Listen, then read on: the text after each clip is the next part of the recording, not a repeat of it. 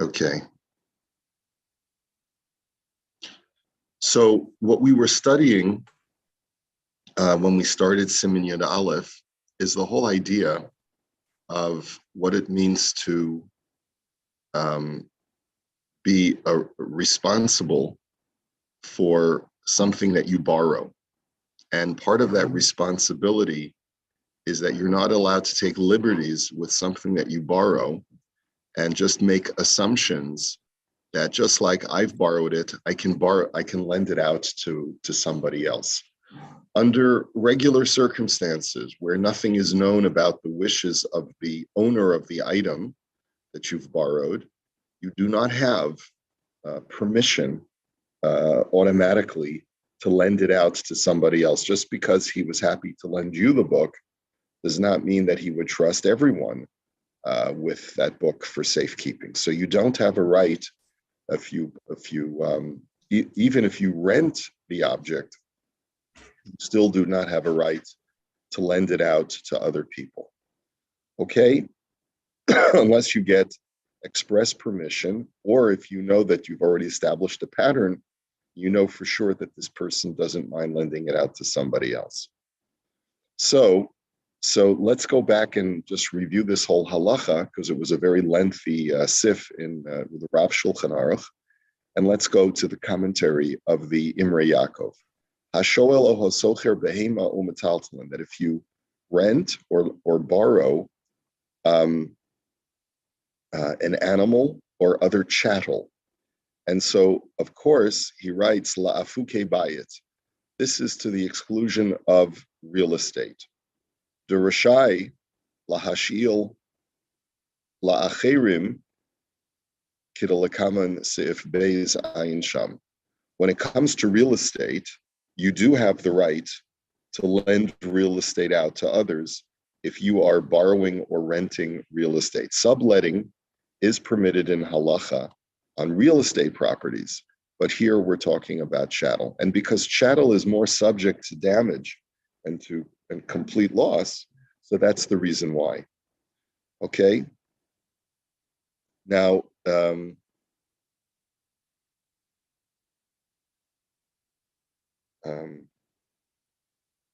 take a look at the biurim. B'Shulchan Aruch Siman Shin Mem Aleph Sif Hey Kosaf HaMachaber. The Machaber, the Rav Yosef Karo, the author of the Shulchan Aruch, writes, Dahashol Kli Mechavero La'asos Bo Melacha Plonis. That if Ruvain borrows a kli from Yankel for a specific job, meaning that I'm renting your lawnmower to lawn the grass, okay? Kevin Shemasha Hashoel Ein Hamashil Yachol Lahziro Mitachas Yado Ad Sheyasebo Osa Malacha. Once the borrower has taken possession of the lawnmower, the owner does not have a right to force him to surrender the item until he does the job that he borrowed it for. So in other words, you got to give me a chance to mow the grass before you demand me to give you the lawnmower back. And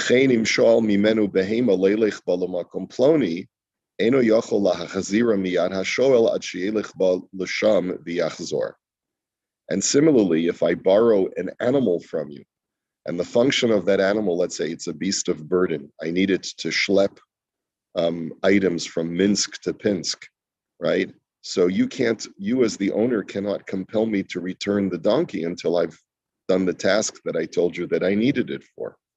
So that's what the Rambam writes.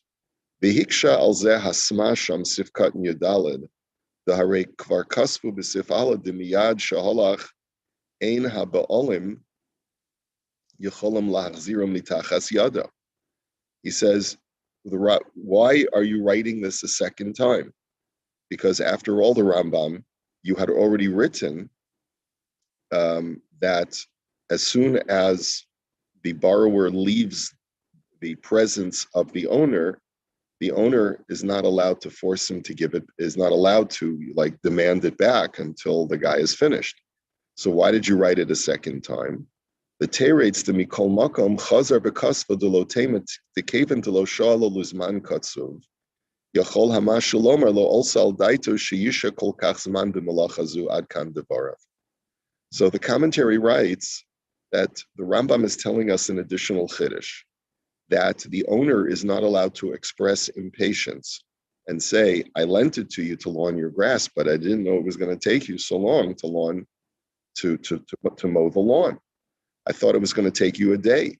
It's now 3 days later, you haven't mowed the lawn yet. What's taking you so long? So that's the chiddush, is that since the borrower expressed that he needed it to mow the lawn, and there was no time limit stipulated between the lender and the borrower has a right to hold on to it until he finishes mowing the lawn. Now, it's a little bit strange because, of course, that has to be within reason, right? In other words, you can't say, I'm going to keep it for a month because I'll decide to mow it when I decide to mow it. Now, the lichora yesh litmoa al kushiyaso dema kushilei. So we're going to, so he says, so at the end of the piece, he says, he goes into a lengthy discussion, but he says, Umi kol makom misvara hadvarim nechonim. But at the end of the day, what the Sma wrote is logically correct. Amnam nira dezen nemar davke hecha shamalacha naseis bizman saviru mukubal kain ba'olam. But that's provided that when the borrower expressed what he needed it for, he needed it, let's say, to mow the lawn. Well, how long does it take to mow the lawn? Either you'll do it tomorrow, or you'll do it in the next couple of days, or let's say you need to borrow my donkey to take it from Minsk to Pinsk. Well, how long does it take? It's a half-day journey to get from Minsk to Pinsk, and then another half-day to get back. So I figure you're not going to be gone for more than a couple of days. That's reasonable. Aval im hashoel mishunemi kol ha'olam. But let's say the borrower is different from the rest of the world, from the rest of the norm. Umarich b'malachto shelo kederech b'nei adam. And he prolongs his business in Pinsk much longer than would be the standard, or the expected norm. Then the owner does have a right to say, listen, you've held on to it long enough, give it back to me. The Sma will also agree to this.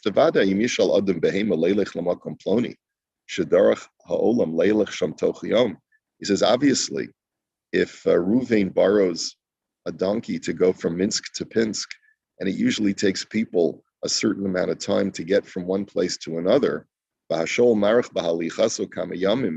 the borrower is schlepping his trip out for a few days, so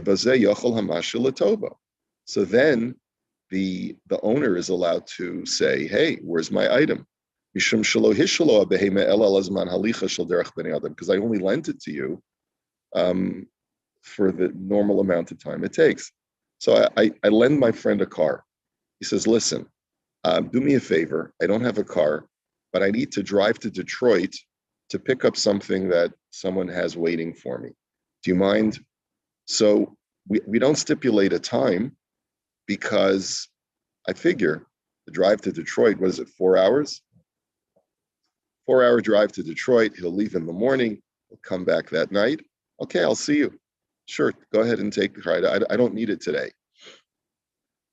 All of a sudden, it's 3 days later. I don't hear from the guy. What's going on?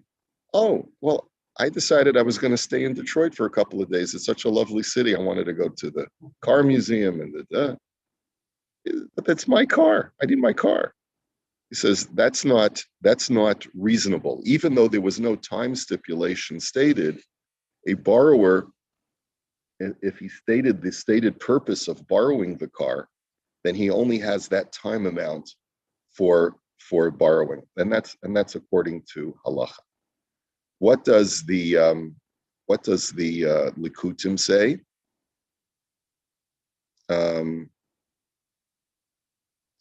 So it's a similar idea. Hashoel mechavero klio behema stam beli shehuzkar zman. Reuven borrows an appliance or a utensil from Yankel without mentioning any time limit. So Harei Hamashal Tovo b'cholei sheyirtza. So if there's no stipulation made whatsoever, so the owner can say, please give it back at any time that he wants. V'im hishilo lizman katsuv, but if there was a time stipulated, I need to borrow a lawnmower for 48 hours. Is that okay? So the halacha is kevin shemashach v'zachabo ein haba'olam yecholim lahachziru mitachas yado ad sof yemei hashe'ela. If it was stipulated at the time of the lending that it was going to be 48 hours, so then the owner does not have a right to demand it back. Even if he says, listen, when I lent it to you, I thought, I could spare it for 48 hours, but now I just realized I got to go mow my mother-in-law's lawn. So sorry, you're out of luck. The halacha is that once you relinquish it to a borrower, it's within the borrower's rights to hold on to it for the amount of time that was agreed upon. And that's true even if the borrower dies. The borrower dies, the heirs are allowed to hold on to it until such time as the stipulated time has matured, which is a huge chiddush, right? Okay. Next. Hashoel chayfetz lizman katsuv. So if you borrow an object for a finite period of time, in other words, we agreed it's going to be 48 hours. Miyad kishiyichla hazman choser hadavar hashoel l'rishus hamashil lihipoter hashoel me'onsim afilu imhu adayin bevesa. So here's a surprising statement. As soon as the amount of time has elapsed that is stipulated for the lease, for the loan. In other words, I said I need it for 48 hours. So let's say Reuven borrowed it on Monday morning. Wednesday morning arrives. It's now 48 hours later. So the halacha is, it now reverts back to being considered in the possession of Yankel, the owner, even if it's still in Reuven's house. So if, let's say, Reuven's house would catch fire 49 hours after Reuven had borrowed it, Reuven no longer has any liability because it's already past the time of when he had borrowed, of the amount of time that was allotted to him to keep it in his possession. But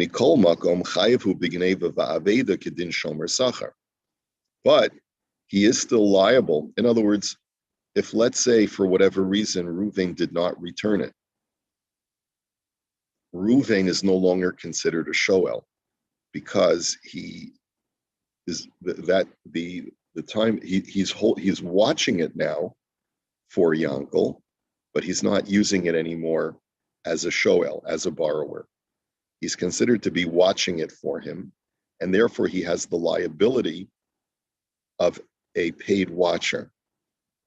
A shomer sachar, a paid watcher.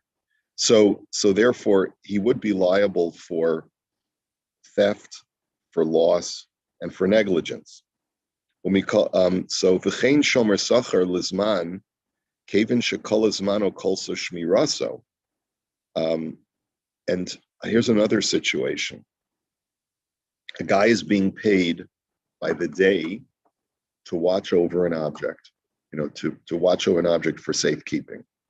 He's hired for 2 days. Watch it on Monday, watch it on Tuesday. The time elapses and the owner hasn't come to reclaim his item. It's now Wednesday. So his level of responsibility is now downgraded from a paid watcher to an unpaid watcher. Va'afilu hu adayin beveso ein aleha ela shomer chinam. So he's only liable for negligence, but he would not be liable for theft or for loss.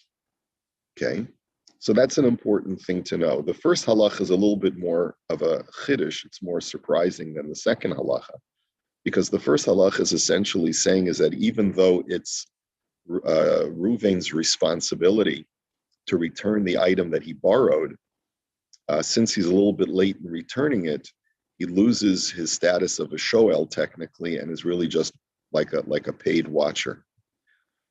Okay.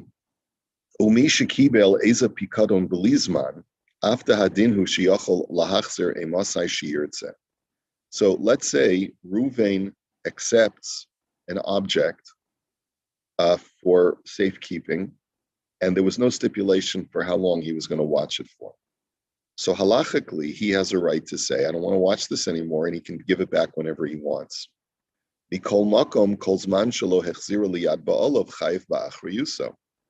But as long as he has not returned it, he is considered to be responsible as a shomer, as a watcher. So he can't just basically walk away from his responsibility and say, I've had enough of this. There's this popular show that they have. What is it called? Those parks where you rent like a garage space, and you keep storage facility. Yeah, Storage Wars or something like that. Yeah, where people just abandon their storage unit, and then people what they bid on, how much they want to pay for it, and then you get to open it up and you see what's inside, right? So the question is, what is the level of responsibility if I own the storage facility and someone came and said, I'd like to know if I can borrow a storage unit and just keep my stuff there. And you say, sure. And there's no time stipulated. We didn't sign a contract. And I said, you keep it there as long as you like. So at some point, I may tell you, listen, you need to come and clear out your stuff. But I don't have a right, since I gave an open-ended permission to let you stay there as long as you like. I don't have permission to simply walk away from your stuff or abandon it and say that anyone can come and take it, right? And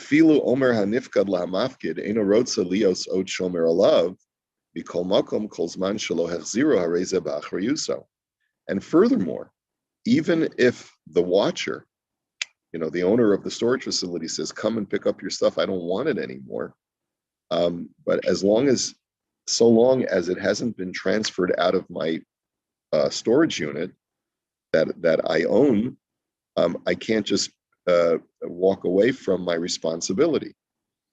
So therefore, what I would have to do in order to no longer be responsible for it is I would have to empty it out and deliver it physically to your property in order to be completely absolved from any responsibility. But let's say the owner of the items that are going into that storage unit had said, I'd like to borrow your storage unit for 30 days. So once the 30 days have elapsed, then I'm no longer considered to be your watcher. Then I'm no longer responsible for the contents of that unit, even if it's considered my property. The imkiblo lizman, and let's say I accepted to watch it for 30 days, and then the owner says, I'm okay picking it up even after 20 days. So even though the owner says, I'm coming in 20 days, but since the objects are still in the physical possession of the storage unit guy, he still is responsible for them. So I no longer have the responsibilities of a shomer once the 30 days elapsed, if that was what our contract was. As a matter of fact, I have no liability at all according to this halach. Does that mean that I have a right to sell the items? I don't think so. I don't think that I have a right to actively destroy your objects, but I certainly don't have any level of responsibility at any point in the future.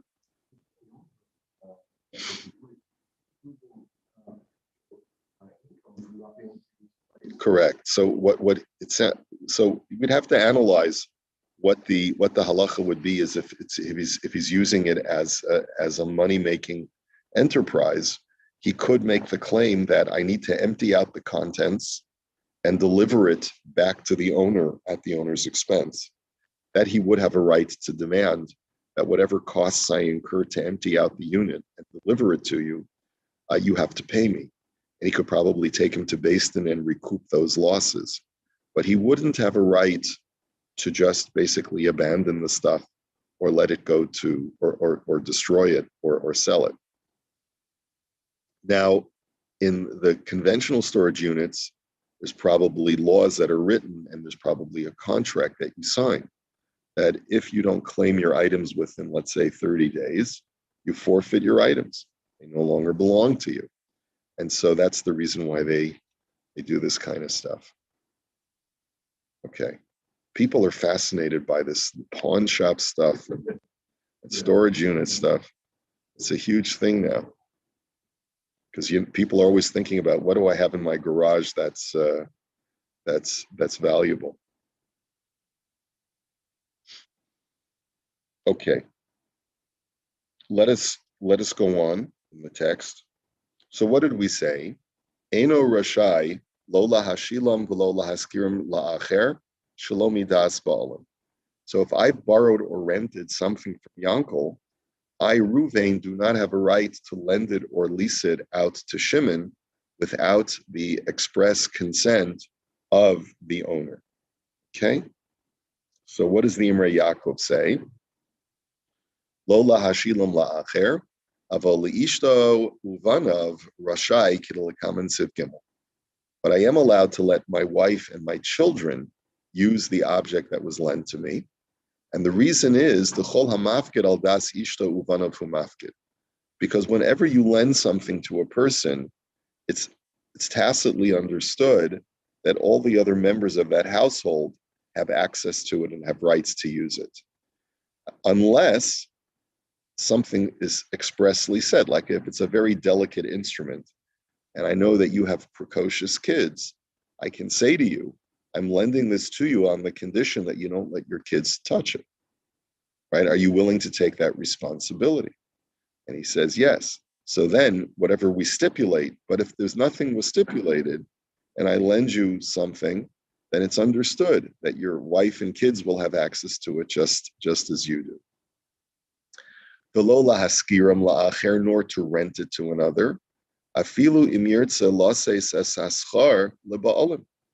And this is true, says the Imrei Yaakov, even if the guy, let's say Ruvain has borrowed a book, and he has an opportunity to rent the book to Shimon, and he's willing to pay Yankel whatever he collects from Shimon as a rental fee, right? And as I thought I was doing you a favor, right? You lent me this book. It's a hard to obtain book. He's willing to pay me $10 to be able to read the book for a couple of days. I figured you'd be happy. You make $10. So no, I don't have the right to do that. I don't have the right to assume that you're okay for me to lend it to Shimon, because maybe it's such a valuable book that Yankel only trusts Ruvain to hold on to it and not to do anything to cause it damage.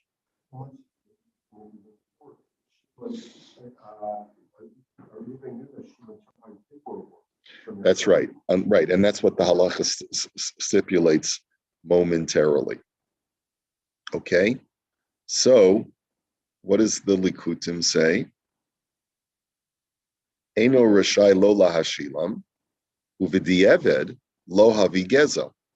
He says, what if Ruvain violated this halacha and he lent it out to somebody else, or he rented it out to somebody else? Is he called a gazlan? Can we call Ruvain a thief? So the answer is no. Ruvain is not a thief, but he violated the terms of his borrowing. Daha de'ein shol rashai lahashil enu ela lechatchila. As the Avnei Miluim says, it's a lechatchila halacha, but b'di'evid, if he lent it, he lent it. Now, the yesh omrim dahavi gezel. V'lochein im echad shoal lechavero keresh Uchedoma lahamid aleha haschach. So he says, and there are those who disagree. There are those who say that it actually is gezel, that it's a form of theft. And therefore, if let's say, echad sho'al lechavero keresh, right, so what we're talking about is the following situation. A guy's building a sukkah, and he needs some extra lumber. He needs some 2x4s to hold up his schach. Okay, v'hu shalom lechavero havi gezel ve'enu yotze yedei chovasa. And then Reuven goes ahead and takes the wooden 2x, some of the excess surplus 2x4s, and lends them to his neighbor Shimon, who also needs some for his schach, for his sukkah. So the halacha is, according to this latter opinion, this is the Prima Gadim, that this is called a sukkah gezula, a stolen sukkah. And then the Mishnah talks about a stolen sukkah in Masechah Sukkah, and it says you cannot be yotzei the mitzvah of sukkah with a stolen sukkah, when the items that are put in to hold up the sukkah are stolen property. So you have to be very careful with these kinds of things, because it could be a very innocent act, right? No one meant any malice. No one was doing anything that they felt was untoward. But it turns out that because Reuven didn't ask permission from Shimon, and Shimon did not ask permission directly from Yankel, he's actually not yotzei his mitzvah of sukkah. So, yeah, you have to be careful. The poskim talk a lot. You needed wine for Kiddush. Put some wine and you poured it for Kiddush, and then. Well, in that situation, you can be yotzei the mitzvah of Kiddush with stolen wine. This is a special halacha having to do with sukkah, that you can't be yotzei with a stolen sukkah. Now, will you have an obligation to return the wine? Yes. There is a Gemara that says that when you make a bracha on stolen goods, ein ze mevarich ela minaitz. This is not really making a bracha. This is an act of blasphemy, because God would prefer you didn't steal in order to make Kiddush, right? But I'm not sure that we can actually say that you're not yotzei Kiddush at all. But what we can say is that it's a mitzvah haba ba'avera. You did a mitzvah through doing an avera. That's certainly not a correct thing to do.